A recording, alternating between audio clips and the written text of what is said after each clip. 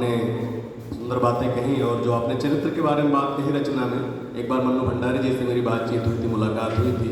उन्होंने कहा चरित्र हम लाते नहीं कहीं से और हमारे चरित्र काल्पनिक भी नहीं होते, और उन्होंने कहा सारे चरित्र यथार्थ होते हैं, हम उनकी कल्पनाओं से उनका श्रृंगार कर देते हैं। वो चाहे निराला का कुल्ली भाट हो, चाहे बिल्लो से बकरिया हो, चाहे महादेवी का रामा हो या महादेवी की भक्तिन हो, वो सारे के सारे चरित्र हमारे बीच में ही रहते हैं। उनका जो देखने का नज़रिया होता है सूक्ष्म होता है और वो हम में से चरित्र जो है अपने मुताबिक गढ़ लेते हैं। तो इसी बात को आगे बढ़ाने के लिए मैं आमंत्रित करना चाहता हूँ श्रीमान पवन यादव जी, उप जिलाधिकारी तहसील कोयल, जिला अलीगढ़, और हमारे सोसाइटी के रेजिडेंट हैं, हमारे विस्थापित हैं। आपका बहुत बहुत अभिनंदन है, स्वागत है।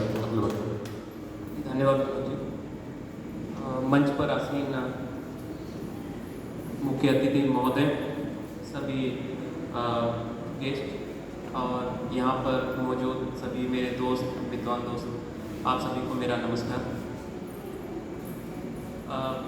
आज हिंदी दिवस है, हम हिंदी दिवस के उपलक्ष्य में यहाँ पे हैं, तो सभी लोग अपना अनुभव साझा कर रहे हैं।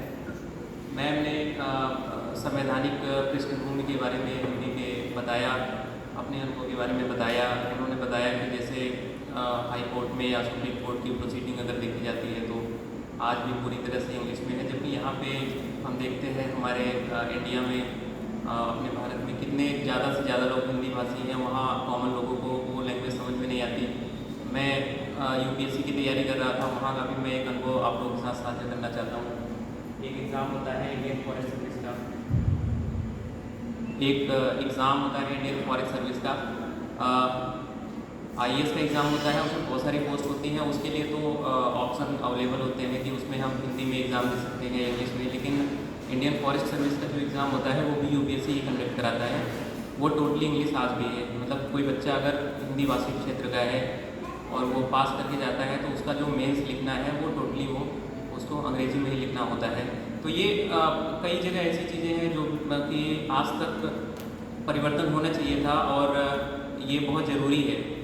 और जो सरकार है, वर्तमान केंद्र सरकार, राज्य सरकार है, ये सब बहुत तेज़ी से प्रयत्नशील हैं। हम देखते हैं कि मिनिस्ट्रीज़ में देखते हैं वहाँ पे हिंदी माह और हिंदी पखवाड़ा और जो भी बहुत सारे बजट एलोकेशन भी होते हैं हिंदी को प्रमोट करने के लिए, वहाँ अलग से एक डिपार्टमेंट होते हैं जो कि हिंदी देखते हैं। वहाँ की जो भी डेली के ऑर्डर्स निकलते हैं और जो भी चीज़ें होती हैं वो हिंदी को प्रमोट की जाती हैं वहाँ पे। तो ये बहुत तेज़ी से चल रहा है और ये बहुत ज़रूरी है हमारे लिए, क्योंकि हिंदी कोई जान रहा है और इंग्लिश नहीं जान रहा है, इस परसेप्शन में कि वो इंग्लिश उसको नहीं आती, उसके इंटेलिजेंस को हम चेक कर रहे हैं, ये बहुत गलत है।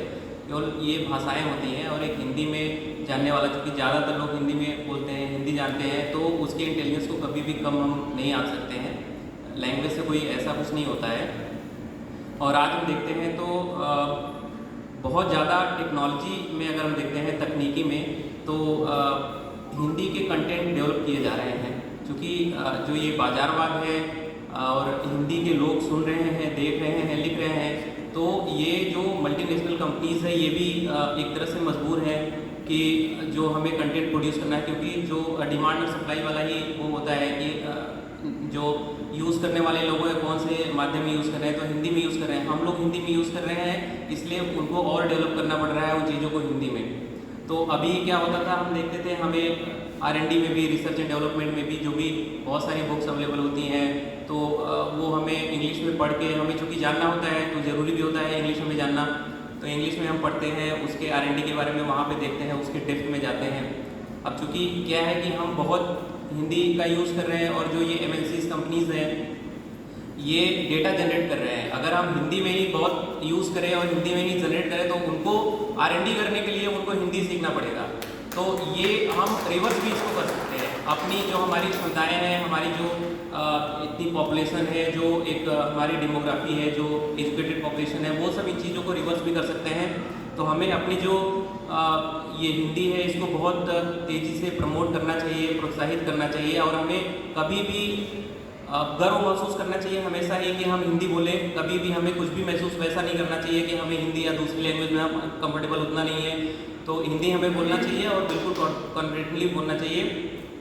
अगर इतिहास में भी हम देखते हैं, हिस्टोरिकल मोमेंट में भी अगर हम देखें तो वहाँ भी हम देखते हैं कि जो हमारा पूरा मूवमेंट जो चला था, चाहे असहयोग आंदोलन का हम देख लें या जो हमारा और भी मूवमेंट हुए थे, वहाँ पे जो मास पार्टिसिपेशन हुआ था और जो कॉमन जनता के लोग वहाँ पे हिंदी के माध्यम के द्वारा ही, वहाँ पे जो अंग्रेज आए थे उन्होंने जो प्रेस एक्ट होते थे उसमें उन्होंने इस तरह से किया हुआ था कि हिंदी में लोग प्रमोट करते थे, उनकी सच्चाई को बताते थे, लोग बैठ के वहाँ पे न्यूज़पेपर हिंदी में पढ़ रहे होते थे, बहुत सभी लोग इकट्ठे हो जाते थे, तो उनकी सच्चाइयों के बारे में बताते थे और एक तरफ इकट्ठा होने के लिए कहते थे। तो वो बहुत ज़्यादा उस पर गेगिंग करते थे और वो करते थे। ऐसे कई न्यूज़पेपर हुए जो उनके इस एक्ट के थ्रू मजबूरी में उनको जो हमारे स्वदेश में पार्टिसिपेट करने वाले जो हमारे फ्रीडम फाइटर थे उनको अंग्रेजी में कन्वर्ट होना पड़ा था उससे बचने के लिए भी। तो ये हमारा था कि हिंदी में इतनी ताकत थी कि उस मोमेंट ने इतना बड़ा मास पार्टिसिपेशन कराया था और हम आज़ाद हुए। 15 अगस्त 1947 को हम आज़ाद हुए हिंदी का। उसमें हम देखते हैं वहाँ पे गांधी जी भी हमारे दक्षिण भारत में जाके वहाँ पे दक्षिण हिंदी प्रचारिणी सभा करके उन्होंने मूवमेंट चलाया था जो उसमें और आगे ले जाने के लिए थे। तो मैं ये कहना चाहता हूँ हिंदी में, जैसे अभी हम लोग बहुत ही ट्रांजिशन फेज में है। मैं अपना बताता हूँ, मैंने यूपी बोर्ड से ही पढ़ाई की है, मेरा जो पीछे का पढ़ाई गया है सब हिंदी में ही रहा है। लेकिन ये था कि जब भी हम तैयारी करते थे कंपटीशन में, उसमें हम देखते थे कि बुक्स जो होती थी वो हिंदी में उनकी क्वालिटी जो होती थी उसमें उतनी अवेलेबल नहीं हुआ करती थी। लेकिन ये जो चेंजेस हो रहे हैं उससे अभी क्या है कि बहुत गैप कम हो गया है। तो ये अभी देखते हैं हम कि मध्य प्रदेश गवर्नमेंट में और भी कई गवर्नमेंट ने इनिशिएटिव लिया कि जो भी हम मेडिकल की एजुकेशन है या इंजीनियरिंग की एजुकेशन है उसको पूरी तरह से हिंदी में हम उसको कर देंगे।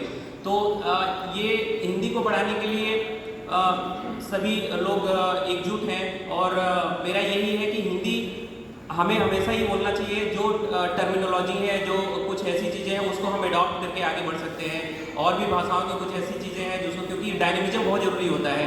सस्टेनेबिलिटी हमारी लैंग्वेज में अच्छी तभी रहेगी या बहुत ज़्यादा हम अपनी हिंदी को आगे तभी ले जा पाएंगे जब हम एकोमोडेट होते हुए चलते चले जाएंगे आगे, जिससे लोग जो उसकी असली अर्थ है, असली मतलब है, वो चीज़ उसको समझें।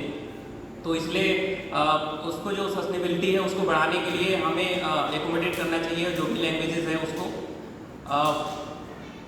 यही मैं कहना चाहता हूँ।